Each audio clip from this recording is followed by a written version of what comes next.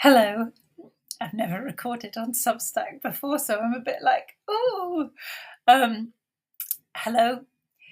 Thank you so much for being a subscriber on my Substack. I just want to tell you that it means a lot to me. It is significant because, we can't take anything or anyone for granted, and we lose if we do that.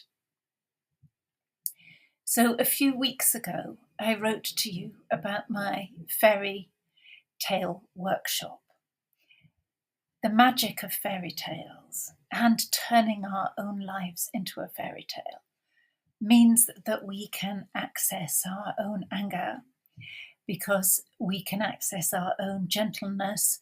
We can separate them into different characters, and in that way we can deal with them. So if we think of a fairy tale and we think of Rumpelstiltskin, you are the angry little man in the woods, and you are the girl that turned straw into gold. And you are all the other characters, the baby, the anybody else that would be in there. I'm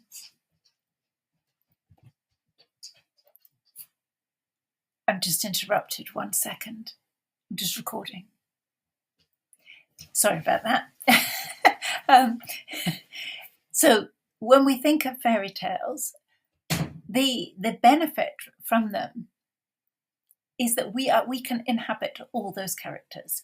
And when somebody is angry at us, it often gives us a chance to feel our anger. So if we write about giants or angers, we are both sides of that. They are all inside us. I'm going to run another one because they asked me to in the first one. We want to do this again. So I'm going to run another one on the 22nd of June. But I wanted to share the story that I wrote as well. Now, this is completely unedited. I haven't edited a single solitary line of it. And it is in my notebook, in my handwriting. So it's in my notebook in my handwriting. So I might not be able to read it all even. So let's just start and see where we go.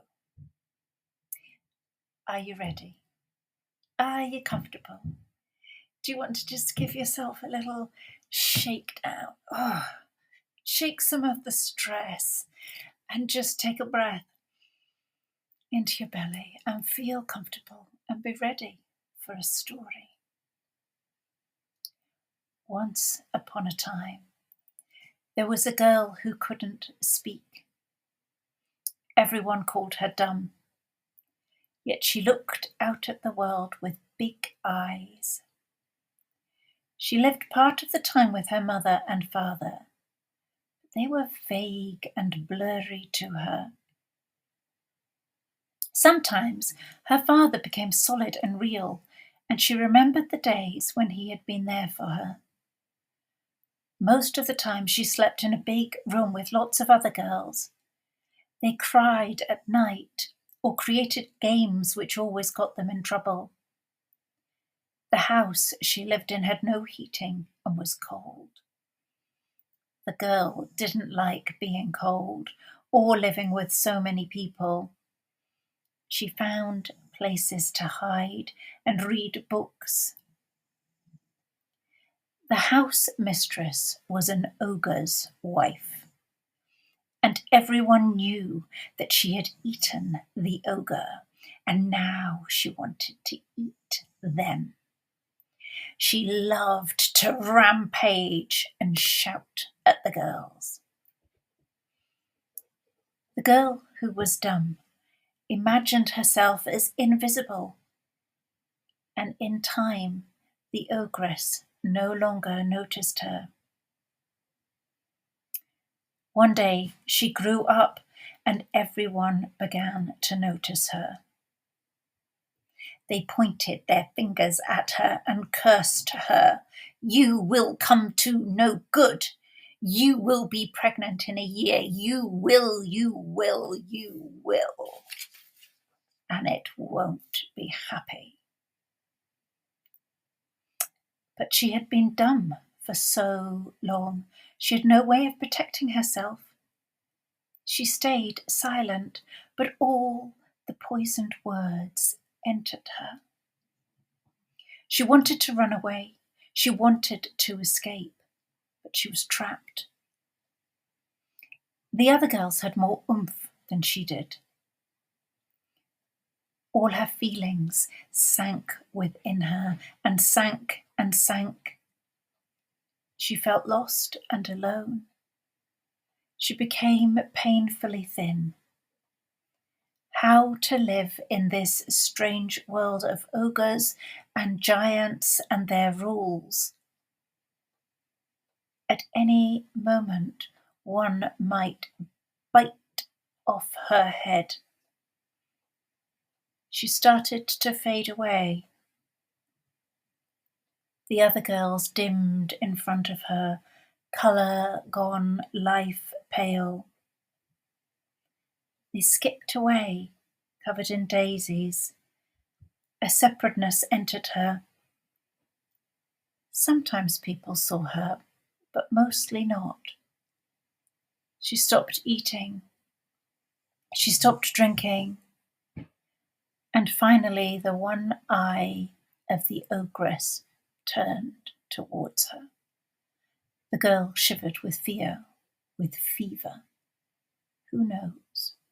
She crawled away to the seaside, where a kind old lady was laughing. Round and buxom, the lady said. The world is bigger than them, and you are a wee darling treasure. The girl felt her life returning to her, the aliveness that comes with being loved. Here, said the old lady, and gave her a book of poems. Keep these by your side. All the answers to all the questions are within. The girl took the book and put it in her pocket. She returned to live with the ogress because she had no choice. She was just a child. But that night she opened the book, and out came an army of dwarfs with axes. Trump, trump went their feet on the wooden floors of the house. She turned to another page, and out poured cupids with love arrows. They flew around the house, filling the neglected girls with love. The dumb girl crept out of bed, peered behind the door.